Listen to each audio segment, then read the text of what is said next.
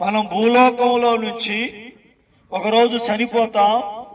మట్టి శరీరం అంతా మట్టి అవుతుంది, కానీ ఆత్మ బయటకు వస్తుంది. కనిపించే మనిషి మట్టి పైన ఉంది, అదే శరీరం. కనిపించని ఆత్మ లోపల ఉంది, అది ఆత్మ. చనిపోయిన వెంటనే ఈ ఆత్మ బయటకు వచ్చేది. మట్టి శరీరం కాల్చినా పాతి పెట్టినా మట్టి మట్టి అయిపోద్ది. ఈ ఆత్మ బయటకు వస్తే దేవుడు ఈ ఆత్మకు భూలోకంలో శరీరధారిగా ఉన్నప్పుడు చేసిన పాపాలన్నిటికీ ఆత్మకు శిక్ష ఉంది, నరకం ఉంది, తీర్పు ఉంది.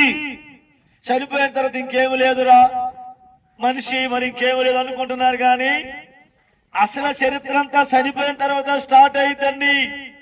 మానవ చరిత్ర అంతా చనిపోయినాకే అసలు వింతైన స్థితి నీకు తెలిసింది.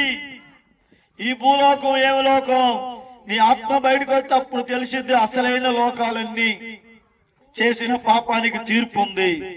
ఆ తీర్పు దినాన్న నువ్వు నేరస్తుడు అయితే నరకానికి వెళ్తావు, పరిశుద్ధుడు అయితే మోక్షానికి వెళ్తావు. భూలోకంలో మనుషులందరూ పాపులే, అపరాధులే, నేరస్తులే, ఎవరు నీతిమంతులు లేరు. మరి ఎలాగా? అందుకే మానవులను సృజించిన దేవుడు మానవుల కోసమే మరలా ఈ లోకానికి వచ్చి, యేసుక్రీస్తు పేరుతో లోకానికి వచ్చి కలువరి సిలువలో మన కొరకు చనిపోయిన దేవుడు.